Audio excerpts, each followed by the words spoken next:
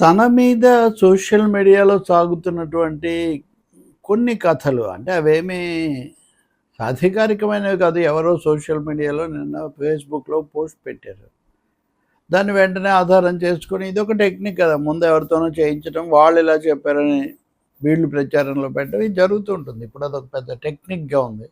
ఎవరి మీద నచ్చకపోతే వాళ్ళ మీద ఎవరైతే ప్రశ్నించగలరో లేకపోతే ఎవరైతే ముఖ్యంగా ఒకవైపే చూడకుండా రెండు వైపులా చూస్తారో బాలయ్య బాబు డైలాగ్ లాగా ఒకవైపే చూడు ఒకవైపే చూడాలి. అలా కాకుండా ప్రశ్నించడం మొదలుపెడితే అది మీరు ఎన్ని జాగ్రత్తలు తీసుకున్నా ఎంత జాగ్రత్తగా ఉన్నా సరే దాని మీద వెంటనే ముద్రలేసేయటం, రెండు వైపున అంటగట్టడం ఇది చాలా జరుగుతుంది. ఈ క్రమంలోనే అసలు వ్యక్తులకు, వ్యవస్థలకు, రచయితలకు, జర్నలిస్టులకు, నటులకు ఎవ్వరికీ కూడా క్రెడిబిలిటీ వాళ్ళ పట్ల గౌరవం లేకుండా చేసే ఒక పెద్ద ప్రయత్నం, ఒక పెద్ద దాడి.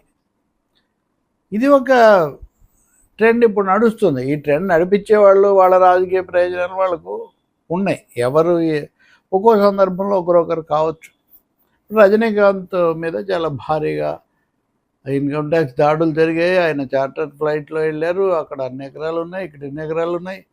ఇవన్నీ కథనాలు దాంట్లో ఉన్నాయి. ఇంకొక ఆశ్చర్యకరమైంది, ఆయన బహుశా 2, 3 పార్టీలు, ప్రభుత్వాలు ఆయనకు అనుకూలంగా ఉన్నాయని అర్థం వచ్చేట్టుగా కూడా ఆ కథనం. మరి అది రాజకీయంగా కానీ, వాస్తవికంగా కానీ పొసిగేది కాదు. ఇవి పెట్టారు, ఫేస్బుక్‌లో పెట్టగానే దాన్ని అందుకు పుచ్చుకొని వెంటనే అనేక మంది చేసేసారు. ఇంకొక ఆయన ఉన్నాడు. ఆయన గురించి చాలాసార్లు నేను చూస్తుంటాను. బహుశా నేను చూసిన వాళ్ళలో అత్యంత పచ్చిగా, ఎబ్బెట్టుగా మాట్లాడడం ఆయన లక్షణం. కుల సంఘంలో పదవి కూడా తీసుకొని వెలగబెడుతున్నాడు ఆయన. మళ్ళీ పెద్ద మాటలు మాట్లాడుతూ ఉంటాడు. రజనీకాంత్ ఎప్పుడూ అంతే అది ఇదని అని చెప్తున్నాడు.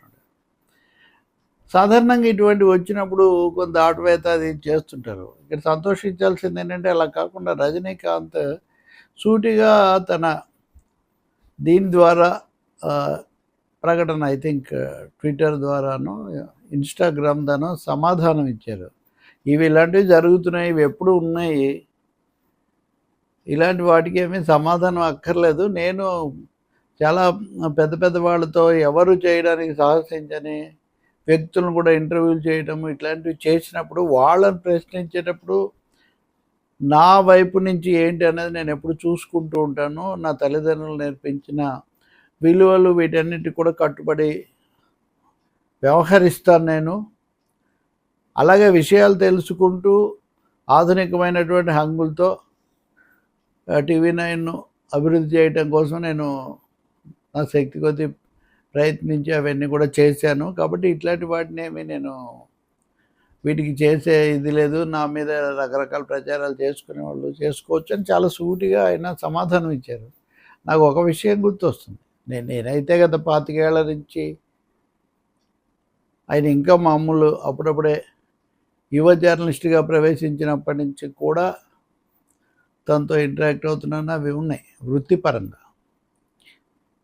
వాళ్ళ నాన్నగారు కూడా కార్మిక నాయకుడిగా, వామపక్షవాదిగా గుంటూరు జిల్లాలో దీర్ఘకాలం ఉన్నటువంటి వ్యక్తి. అందరికీ స్నేహితుడు. అసలు ఒక ఇలాంటి స్థానంలో ఉన్నప్పుడు అందరినీ కలుపుకుపోవటము, ఆ సమతుల్యత బ్యాలెన్స్ మెయింటైన్ చేయటము అన్నది ఒక పెద్ద అంశం. ఆయన వీలైనంత వరకు సమయస్ఫూర్తి కాస్త సమతుల్యంగా బ్యాలెన్స్ చేయటం దీనికి ఆయన ఎక్కువగా ప్రాధాన్యత ఇస్తూ ఉంటారు. ఒక్కొక్కరిలో ఒక శైలి ఉంటుంది కదా, ఆయన శైలి ఆయనకుంటుంది. ఆసక్తికరంగా 2024 ఎన్నికలకు ముందు ప్రధానమంత్రి ఇంటర్వ్యూలు ఇచ్చినప్పుడు వీళ్ళ గ్రూపుకు సంబంధించిన 3, 4 రోజు ఇంటర్వ్యూలో ఉన్నారు. ప్రధానమంత్రి గారు మోదీ రజనీకాంత్ గారు అని తెలుగులో మాట్లాడి మిగతా వాళ్ళతో మామూలుగా అయితే ఇంత పాటు తెలుగులో మాట్లాడారు.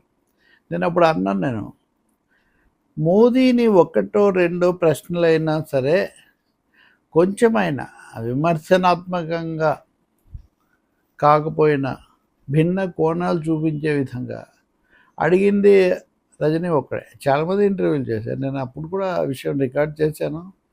నేను వెళ్ళినప్పుడు కూడా చెప్పాను. సరే ఆ ఇంటర్వ్యూలకు వెళ్ళామన్న దాని మీద కూడా చాలా చెప్పారు, కానీ చెప్పేవాళ్ళు ఎప్పుడు చెప్తూ ఉంటారు. కానీ దాన్ని సూటిగా తోసిపుచ్చటం, నా తెరిచిన పుస్తకం అన్ని విషయాలు కూడా ఎవరైనా ఎప్పుడైనా చూసుకోవచ్చు అని చెప్పటం. మూడవది తన తల్లిదండ్రుల విలువలకు కట్టుబడి ఉన్నానని చెప్పడం. నాలుగవది మేము ఇతరులను ప్రశ్నించేటప్పుడు, ఇతరులను వ్యాఖ్యానించేటప్పుడు మమ్మల్ని కూడా చూస్తారన్నది నేను ఎప్పుడూ మర్చిపోను అని చెప్పటం.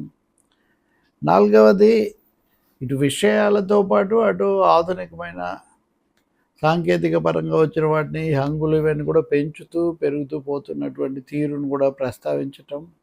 ఇవన్నీ చాలా ఆసక్తికరంగా ఉన్నాయి.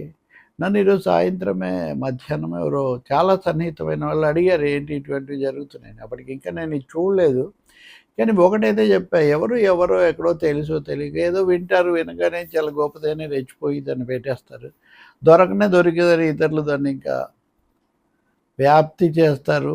ఇది ఒక పెద్ద విషవలయంలాగా తయారవుతుంది రాను రాను కూడా. మొన్న కూడా మనం ఇటువంటివి చాలా చూసాం కదా. కాబట్టి ఎవరి మీదైనా విమర్శలు ఉంటే చేయొచ్చు, విభేదాలు ఉంటే చెప్పచ్చు, కానీ విష ప్రచారాలు ఎప్పుడు చేయకూడదు. అలాగే వ్యక్తిత్వాలను దెబ్బతీసేటటువంటి కుటిలమైన ప్రచారాలకు పాల్పడకూడదు ఎవరికైనా సరే. ఎందుకంటే ఒక వ్యక్తి తన జీవితాన్ని చాలా సుదీర్ఘమైన కృషితో ఏర్పాటు చేసుకుంటారు.